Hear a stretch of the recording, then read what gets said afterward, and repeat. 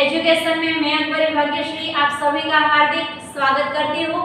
विषय हिंदी, कक्षा 8। और छात्र, आज का जो हमारा गद्य है उसका साहित्य प्रकार है कहानी, और जिसका नाम है ईदगाह। अब ईदगाह का अर्थ क्या होता है, किसे ईदगाह कहा जाता है? सबसे पहले इस कहानी की शुरुआत करने से पहले हमें यह देखना है कि इसका नाम क्या है, ईदगाह। तो सबसे पहले क्या आता है, ईद। अब आपके मन में थोड़ी बात ऐसी तो आ ही गई कि हाँ, कोई ईद के बारे में त्योहार होगा, इसके लिए कुछ चर्चाएं की होगी, इसके बारे में बात आती है। हाँ, वैसी कुछ बात भी है, लेकिन इसका जो साहित्य प्रकार है वे है कहानी, और जिसके लेखक है प्रेमचंद। हिंदी साहित्य में प्रेमचंद का नाम बहुत ही प्रख्यात है। इसके लिए आज हमें जो कहानी का अभ्यास करना है उसके आधार पर यहाँ पे हमें देखना है सबसे पहले लेखक का परिचय, तत्पश्चात जो इस कहानी के पात्र है उसके बारे में जानना है, और तत्पश्चात गद्य की समझ, यानी कि इस कहानी में किसके बारे में बात की गई है इसके बारे में आज हमें अभ्यास करना है। तो छात्र, सबसे पहले हमारे यहाँ कई प्रकार के त्योहार मनाए जाते हैं, होली, दिवाली, धुलेंडी, नवरात्रि, ईद। तो इसी के आधार पर सभी लोग हैं वे घुल मिल कर रहते हैं, एक दूसरे के दुख भुलाकर सभी के साथ अच्छी तरह से व्यवहार करते हैं। तो उसी के आधार पर आज एक त्योहार के बारे में हमें आज अभ्यास करना है, और जिसमें ईद के त्योहार की बात आती है। तो आज का जो हमारा चैप्टर है वे है गद्य 2 ईदगाह, और जिसके लेखक है प्रेमचंद। अब इस गद्य की शुरुआत करने से पहले हमें प्रेमचंद जी के बारे में जानना बहुत जरूरी है। तो सबसे पहले हम इसके बारे में जान लेते हैं। प्रेमचंद का जन्म सन 1880 और निधन 1936 में हुआ। उपन्यास सम्राट प्रेमचंद का जन्म वाराणसी के पास लमही नामक एक गांव में हुआ था। उनका बचपन का नाम धनपत राय था। आपको यह बात याद रखनी है कि प्रेमचंद जी का जो बचपन का नाम है वे क्या था, धनपत राय। आरंभ में वे नवाब राय उपनाम से उर्दू में लिखते थे। और सबसे पहले मैं आपको यह बताती हूँ कि कई प्रकार के लेखक और कवि है वे क्या करते हैं, उसका कोई नाम है, हमारी भाषा में आप लोग बोलते हो ना पेट नेम, उसी के आधार पर कोई दूसरा नाम, उपनाम, और दूसरे अर्थ में उसे तखल्लुस भी कहा जाता है। तो वे नवाब राय नाम से उर्दू में लेखन किया करते थे। बाद में प्रेमचंद नाम से हिंदी में लिखने लगे। उसका मूल नाम वे क्या था, तो उसका बचपन का नाम धनपत राय था। वे उर्दू में जब लिखने लगे तब उसका नाम नवाब राय, और उसके बाद जब वे हिंदी साहित्य में लेखन करने लगे तब उसका नाम प्रेमचंद। मैट्रिक उत्तीर्ण होते ही अध्यापक बने, किंतु गांधी जी के असहयोग आंदोलन में सक्रिय होने के लिए उन्होंने सरकारी नौकरी त्याग दी। गोदान प्रेमचंद जी का सर्वश्रेष्ठ उपन्यास है। तो यहाँ पे छात्र हमने बात की प्रेमचंद जी के बारे में। अब इसके आगे अब हमें इस गद्य की शुरुआत करनी है। तो छात्र, अब हम इस गद्य यानी कि ईदगाह की शुरुआत करते हैं। आपको पता है हमारे भारत देश में कई प्रकार के लोग तरह तरह के धर्म का पालन करते हैं। इसमें कई प्रकार के धर्म पालने वाले लोग हमारे यहाँ पे रहते हैं। हिंदू, मुस्लिम, सिख, ईसाई, पारसी, जैन, कई प्रकार के धर्म है। कई प्रकार के लोग अपनी अपनी श्रद्धा एवं आस्था के अनुसार वे अपने अपने इष्ट देव को याद करते हैं। तो उसी के आधार पर ये जो त्योहार है, मुस्लिम धर्म का जो त्योहार है वे है ईद का त्योहार। अब ईदगाह किसे कहा जाता है? ईद के त्योहार में कौन सी बातें ऐसी होती है, कैसा वर्णन होता है, किस तरह से लोग यह तो त्योहार को मनाते हैं, इसके बारे में आज हमें चर्चा करनी है। सबसे पहले हम इस कहानी की शुरुआत करते हैं तो पहले हम पात्र के बारे में जानकारी प्राप्त कर लेते हैं ताकि आपको इस कहानी अच्छी तरह से समझ में आ जाए। तो इसका जो पात्र दिया गया है, सबसे पहला जो पॉइंट है वे है हामिद। हामिद नाम का एक लड़का है जो इस पूरी कहानी का सर्वश्रेष्ठ पात्र बताया गया है। उसके बाद उसकी दादी, और इसका नाम है अमीना। हामिद की दादी है अमीना। हामिद के घर में केवल 2 ही व्यक्ति रहते हैं, एक वे खुद और उसकी एक दादी माँ। उसके बाद हामिद के दोस्त है, यहाँ पे 4 दोस्त है। पहले है महमूद, मोहसिन, नूरे एवं समी। तो इस कहानी में केवल 6 पात्र आते हैं, जिसमें सबसे पहले हामिद है और उसकी दादी अमीना। तो इस कहानी में बेटे और दादी के प्रति जो प्रेम है तो उसके बारे में इस कहानी में बात की गई है। तत्पश्चात अपने दोस्तों के साथ जो भी बातें होती है, घूमने फिरने जाते हैं, इस सारी बातें आज हमें इस कहानी में पढ़नी है। लेकिन इस कहानी की शुरुआत कहाँ से होती है? तो ईद का त्योहार है। ईद के त्योहार में लोग किस तरह से तैयारियां करते हैं, कौन कौन सी चीज ऐसी है जिसका उसको ख्याल रखना है, क्या करना है, क्या नहीं करना है, ये सारी बातों को लेकर इस ईदगाह कहानी की शुरुआत होती है। अब यहाँ पे होता है, शुरुआत में क्या होता है कि रमजान के पूरे 30 रोजों के बाद आज ईद आई है। आज सारे लोग बहुत ही प्रसन्न है क्योंकि रमजान महीना है जो वे पूर्ण हो चुका है और उसके बाद आज ईद का त्योहार आया है। कितना मनोहर, कितना सुहावना प्रभात है। सभी लोग खुश है। कितना मनोहर, मनोहर यानी कि जो मन को हरने वाला है वे, और सुहावना यानी कि सुंदर, प्रभात यानी कि सवेरा। कितना सुंदर सवेरा है।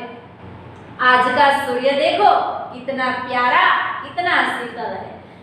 इस कहानी में छात्र प्रेमचंद जी ने देखो क्या वर्णन किया है कि कितना प्यारा, कितना शीतल यह सूर्य देखो। लेकिन सूर्य तो हर रोज की तरह ही उगता है, और लेकिन आज क्यों इसे इतना बताया गया है, इतना सुंदर बताया गया है? क्योंकि आज ईद का त्योहार है। मानो संसार को ईद की बधाई दे रहा है। ऐसा लग रहा है कि सूर्य जब आया है, सवेरा हुआ, सूर्य निकला है तो ऐसा लगता है कितना प्यारा है, कितना शीतल है, और जाने ऐसा लगता हो कि पूरे संसार को वे ईद की बधाई दे रहा है। गांव में कितनी हलचल है, ईदगाह जाने की तैयारियां हो रही है। आपको पता है कि लोग हैं ईदगाह के दिन, ईद के दिन ईदगाह जाते हैं क्योंकि वहां पे वे नमाज पढ़ते हैं। तो इसीलिए सभी लोग बहुत प्रसन्न है, हलचल कर रहे हैं, तैयारियां कर रहे हैं सभी लोग, क्योंकि सबसे पहले उसको कहाँ पे जाना है? ईदगाह जाना है। और कौन कौन से लोग किस प्रकार की तैयारियां कर रहे हैं? तो किसी के कुर्ते में बटन नहीं है, पड़ोस के घर में सुई धागा लेने दौड़ा जा रहा है। कभी ऐसा होता है नए कपड़े पहनने को, लेकिन तभी उसके कुर्ते का बटन है वे टूट जाता है, तो वे क्या करता है? पड़ोस में जाता है, दौड़ के जाता है और वहां से सुई और धागा लेकर आता है, और बाद में वे अपना कुर्ता अच्छी तरह में उसको बटन सिल देता है, जिसके आधार पर वे कुर्ता पहन सकता है। उसके बाद आता है किसी के जूते कड़े हो गए हैं, उनमें तेल डालने के लिए तेली के पास भागा जाता है। किसी के कुर्ते में बटन नहीं है, वे दौड़ के कहाँ पे जाता है? सुई धागा के लेने के लिए। और उसके बाद कई ऐसे लोग हैं जिसके जूते कड़े हो गए गई है ताकि वे अच्छी तरह से पहन नहीं सकते, इसीलिए उसमें तेल डालने के लिए वे तेली के पास भागा दौड़ा जाता है। जल्दी जल्दी बैलों को सानी पानी दे दे। बैलों, सानी पानी यानी कि बैल यानी कि बड़द, बैलों को सानी पानी यानी कि खाना उसको दे दो, पानी पिला दो, ताकि ईदगाह से लौटते लौटते दोपहर हो जाएगी। यहाँ पे ऐसी बातें बताई है कि उसके लिए तो सारे लोग तैयारियां करते ही है, लेकिन जो अपने यहाँ पे जो बैल है वे घर पे है, तो इसीलिए अगर ईदगाह जाते हैं बाद में लौटते वक्त देर हो जाएगी तो बैल को भूखा रहना पड़ेगा ना, इसीलिए वे कहते हैं बैलों को भी सानी पानी देना है, ताकि ईदगाह से लौटते वक्त जब क्या हो जाएगा, दोपहर हो जाएगा, बहुत देर हो जाएगी, तो बैलों को भूख न लगे। 3 कोस का पैदल रास्ता, फिर सैकड़ों आदमियों से मिलना भेंटना। 3 कोस तक चल के ईदगाह जाना है, और इसमें बाद में क्या, वहां पे कितने सारे लोग इकट्ठे हुए हैं, सभी को मिलना है, भेंटना है, ईद की बधाइयां देनी है, तो दोपहर के पहले लौटना तो संभव है। अगर वहां पे जाते हैं, कितने सारे लोग इकट्ठे हुए हैं, तो सभी लोग एक दूसरे के साथ मिलकर बातें करेंगे, एक दूसरे से गले मिलेंगे, तो दोपहर तो आसानी से हो जाएगा। इसीलिए उससे पहले तो हम लौट नहीं सकते, इसीलिए सभी लोग है वे घर का पूरा कार्य है वे समेट कर ही वहां पे जाना चाहते हैं। लड़के सबसे ज्यादा प्रसन्न है। यहाँ पे छोटे बड़े लोग से लेकर सबसे ज्यादा प्रसन्न कोई बताया गया है तो वे है लड़के, क्योंकि उसको ईदगाह जाने की बहुत ही खुशी है। उसको भी ऐसा लगता है हमें भी वहां पे जाना है, ये करना है, वे करना है, सारी बातें, अच्छे अच्छे नए कपड़े पहने हैं, बहुत ही अच्छी तरह से तैयार हो चुके हैं, और सबसे ज्यादा प्रसन्न कोई दिखाई दे रहा है तो वे है वहां के लड़के। अब सबसे ज्यादा प्रसन्न है तो ये सारे लड़के हैं, तो यहाँ पे वे लड़के हैं उसके बारे में बात बताई है कि किसी ने एक रोजा रखा है, वह भी दोपहर तक, और किसी ने वह भी नहीं। रोजा रखना आपको पता है कि सुबह 4 बजे से लेकर शाम तक मुंह में पानी का एक घूंट भी नहीं उगलना है, और एक खाने का निवाला भी नहीं खाना है, उसको कहते हैं रोजा रखना। तो यहाँ पे किसी ऐसे बच्चे हैं जिन्होंने दोपहर तक ही रोजा रखा है, और कोई ऐसे है जिन्होंने रोजा ही नहीं रखा है, लेकिन ईदगाह जाने की खुशी उनके हिस्से की चीज है। लेकिन उसको खुशी किस बात की है? ईदगाह जाने की। अब रोजे बड़े बूढ़ों के लिए होंगे, इनके लिए तो ईद है। छोटे बच्चे हैं उसको तो ऐसे समझ में नहीं आता कि हाँ मुझे रोजा रखना है। कभी क्या होता है, कभी कभी छोटा सा बच्चा होता है वे भी रोजा रखता है। हाँ, पूरा रमजान महीना नहीं रह सकता, लेकिन 1-2 दिन से तो लेकर वे रखता ही है। लेकिन कभी कभी कुछ बच्चे ऐसे भी सोचते हैं ये रोजे है वे तो बड़े और बूढ़ों के लिए है, हमारे लिए तो क्या है, वे है ईद। रोज ईद का नाम रटते थे, आज वह आ गई। और आपको भी ऐसा लगता हो कोई भी त्योहार आ रहा हो तो आपके मन में प्रसन्नता होती है, आप क्या बोलते हो? हाँ, यहाँ में स्कूल से छुट्टी हो जाएगी और इसके बाद यह त्योहार आएगा, उसमें हम बहुत सारे एंजॉय करेंगे, ये करेंगे, वो करेंगे, नए कपड़े पहनेंगे, कुछ खिलौने खरीदेंगे। कई प्रकार के मंसूबे आप लोगों ने बनाए होते हैं। तो उसी के आधार पर ये सारे जो बच्चे थे वे भी ईद की राह देख रहे थे, और आज वे दिन आ ही गया है। अब जल्दी पड़ी है कि लोग ईदगाह क्यों नहीं चलते। क्या होता है, छोटे बच्चे होते हैं, और आप भी जब छोटे थे तब आपको क्या करते थे आपके मम्मी पापा?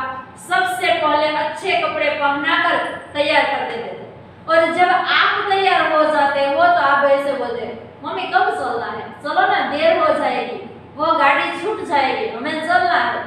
क्योंकि हमें ऐसा लगता था कि हमें जल्दी वहां पे जाना है। तो इसीलिए यहाँ पे भी बच्चे बहुत खुश है, उसको ईदगाह जाने की जल्दी है कि लोग क्यों ईदगाह जल्दी नहीं चलते, ऐसी बातें वे सोच रहे थे। और उसके बाद आता है कि उनकी अपनी जेबों में तो कुबेर का धन भरा हुआ है। कोई अच्छा त्योहार हो तो आपको सबसे पहले आपके मम्मी पापा भी पैसे दे देते हैं कि हाँ तुम्हें कुछ खरीदना है तो ये लो तुम पैसे अपने आप खरीद लेना। तो उसी के आधार पर ये जो बच्चे हैं उसके जेबों में भी पैसे थे। बार बार जेब में से अपना खजाना निकाल कर गिनते हैं। क्या होता है, कभी कभी थोड़े बहुत ही पैसे अपने पास होते हैं तो वे भी निकाल कर गिनने चलते हैं, मेरे पास तो इतना है, तुम्हारे पास कितना है। ऐसी बातें इर्द गिर्द अपने दोस्तों के साथ करते रहते हैं और खुश होकर फिर रख देते हैं। सिर्फ गिनने के लिए ही उसको अच्छा लगता है और बाद में अपनी जेब में वापस वे रख देते हैं। महमूद गिनता है 1 2 10 12, उसके पास 12 पैसे हैं। सबसे पहला जो है हामिद का दोस्त, उसके पास कितने पैसे हैं, 12। उन्होंने गिना कि उसके पास कितने पैसे मिले, 12 पैसे मिले। अब महमूद ने तो देखा कि उसके पास 12 पैसे थे। तत्पश्चात आती है मोहसिन की बारी। मोहसिन के पास 1 2 8 9 15, तो मोहसिन के पास कितने हुए, 15 पैसे थे। इन्हीं अनगिनत पैसों से अनगिनत चीजें लाएंगे, खिलौना, मिठाई, गेंद और जाने क्या क्या। और ये सारे बच्चे थे वे अपने पैसे गिनते थे और बाद में सोचते थे इतने सारे पैसे हैं, अनगिनत चीज यानी कि जिस चीज को हम गिन ना सके इतनी सारी चीजें हम इकट्ठी कर लेंगे, इतनी सारी हम खरीदारी करेंगे। ये सारी बात सोच सोच कर ये जो बच्चे हैं वे प्रसन्न होने लगते हैं और क्या खरीदेंगे, खिलौना, मिठाई, गेंद और जाने क्या क्या। और सबसे ज्यादा प्रसन्न है हामिद। सबसे ज्यादा प्रसन्न यहाँ पे किसको बताया है, हामिद को। क्यों, गरीब सूरत दुबला पतला लड़का जिसका बाप गत वर्ष हैजे की भेंट हो गया। मैंने आपको इस कहानी की शुरुआत में ही बोला था कि हामिद के घर में 2 ही लोग रहते हैं, एक हामिद और इसकी दादी अमीना, जिसका नाम है, हामिद की दादी का नाम क्या है, अमीना। ये 2 ही पात्र हैं जो इसके घर में रहते हैं, क्योंकि ये हामिद के पिताजी यानी कि इसके पिता का गत वर्ष यानी कि गए साल में उसकी मौत हो गई, हैजे की भेंट हो गई, यानी कि उसकी ऐसी बीमारी हुई जिसके कारण इसके पिता की मृत्यु हो गई। फिर एक दिन माँ भी मर गई। अब हामिद है उसके ऊपर से माँ और बाप का साया है वे हट जाता है और बाद में वे किसका सहारा लेता है, वे उसकी दादी अमीना के साथ रहता है। वे अब हामिद अपनी बूढ़ी दादी अमीना की गोद में है और उतना ही प्रसन्न है। हामिद है वे छोटा सा बच्चा है, लेकिन छोटी सी उम्र में इसके माँ और पापा दोनों की देहांत हो जाती है। उसके बाद ये हामिद है वे अपनी दादी के साथ ही रहता है। उसके माँ और पापा ये दोनों कौन है, वे उसकी दादी ही है। हामिद के पाँव में जूते नहीं है, सिर पर एक पुरानी टोपी है जिसका गोटा काला पड़ गया है। हामिद के पास एक पुरानी टोपी है, कुछ भी नहीं है, और जिसका गोटा काला पड़ गया, इसका मतलब क्या होता है, वे बहुत ही गरीब है, दादी के साथ रहता है, एक पुरानी टोपी है। ईदगाह जाने के लिए उसके पास कुछ ऐसे कपड़े भी नहीं है जिसके आधार पर वे आगे वे जा सके। अब यहाँ पे हमने देखा कि हामिद है वे अपनी दादी के साथ रहता है, फिर भी वे प्रसन्न है। लेकिन अब इसके बाद बताए है उसके दादी की हालत। अभागिन अमीना, अभागिन यानी कि जिसके नसीब, जिसके भाग्य अच्छे नहीं है वे अभागिन बताया है इसको, क्योंकि वे अकेले हैं। उसके बेटे और बहू का अवसान हो गया है और उसके पर जो उसका जो बच्चा है हामिद की सारी जो हामिद के बारे में सारी जो बातें हैं वे उसके किसके पर आ गई है, अमीना को वे पूरी करनी है। अब अभागिन अमीना अपनी कोठरी में बैठी रो रही है। वे लोग गरीब थे, उसके यहाँ बहुत ही अच्छे महल जैसे मकान नहीं थे, एक पुरानी कोठरी है, इसमें वे बैठी हुई रो रही है। आज ईद का दिन और उसके घर में दाना नहीं। कितना ऐसी कितनी गरीबी यहाँ पे बताई है कि उसके घर में माँ और बेटा दो ही वहाँ पे लोग रहते हैं, लेकिन आज ईद का इतना अच्छा त्योहार है और उसके घर में एक दाना तक नहीं है। इस अंधकार और निराशा में वह डूबी जा रही है। किसने बुलाया था इस निगोड़ी ईद को? अमीना है, वे बहुत ही निराश हो रही है, बहुत ही दुखी है और वे मन ही मन बोल रही है, किसने इस ईद को बुलाया था? ईद तो अच्छा ही त्योहार है, सभी के मन में खुशियां ही लाता है, लेकिन अमीना इतनी गरीब है कि उसके घर में खाने के लिए एक दाना भी नहीं है, तो पैसे की तो बात ही हम नहीं कर सकते। तो इसीलिए यहाँ पे अमीना है वे ईद को निगोड़ी कहते हैं। किसने बुलाया था इस निगोड़ी ईद को? यहाँ पे निगोड़ी का अर्थ होता है दुष्ट। इस दुष्ट ईद को किसने बुलाया? ऐसे उद्गार अमीना के मुंह में से निकल जाते हैं। तो छात्र यहाँ पे अमीना है वे बहुत दुखी हो रही है, क्योंकि इसके घर में खाने के लिए एक ही भी दाना नहीं है। तो आज के इस लेक्चर में हमने देखा, सबसे पहले इस पूरी कहानी के पात्र अब आपको समझ में आ गए हैं।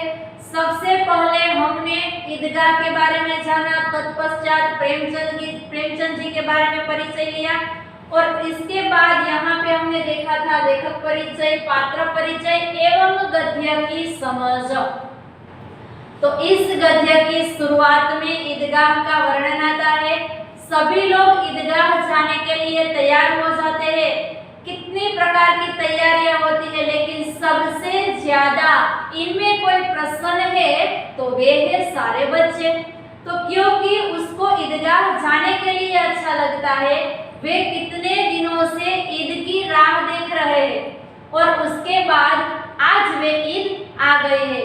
वे लोग ऐसा समझते हैं कि रोजा रहना तो वे तो बड़े एवं बूढ़ों के बारे में बात की गई है, लेकिन किसी बच्चे ने दोपहर तक रोजा रखा है और कोई ऐसा बच्चा है जिन्होंने रोजा ही नहीं रखा है। तो इसी के आधार पर सभी लोग बच्चे तैयार होकर यह राह देख रहे हैं कि कब उनको वे ईदगाह ले चले। ईदगाह जाने के लिए 3 कोस का पैदल रास्ता है। बच्चों के जेब में आज पैसे भी है। इसमें हमें आज बात की गई कि मोहम्मद के पास 12 पैसे है, मोहसिन के पास 15 पैसे है। तो इसी के आधार पर कभी कभी अपनी जेब में से पैसे निकाल लेता है, बाद में वे गिनकर वापस रख देते हैं और यही सोचने लगते हैं आज हमें वो खरीदना है, ये करना है, ये नहीं करना है। ये सारी बात को वे याद करते हैं। और इसमें एक पात्र आता है हामिद। वे बहुत ही प्रसन्न है, लेकिन उसके पिता गत वर्ष ही हैजे की बीमारी के कारण उसकी देहांत हो गई और कुछ दिनों के बाद उसकी माँ की भी अवसान हो गई। आज हामिद अपनी बूढ़ी दादी अमीना के साथ रहता है। अमीना भी बहुत दुखी है, क्योंकि आज ईद का त्योहार है और इसके घर में खाने के लिए एक भी दाना नहीं है। इसीलिए अमीना ईद को निगोड़ी कहती है कि किसने बुलाया था इस निगोड़ी ईद को। तो इस प्रकार इस लेक्चर यहाँ पे हम खत्म करते हैं। आगे के लेक्चर में हमें देखना है कि अमीना किस प्रकार से अपना दुख व्यक्त करती है, क्यों ऐसी निराश है। क्या ईदगाह जाने के लिए हामिद तो तैयार हो चुका है, लेकिन अमीना उसे जाने के लिए मंजूरी देती है या नहीं देती है, इसके बारे में हमें अगले लेक्चर में पढ़ना है। Thank you.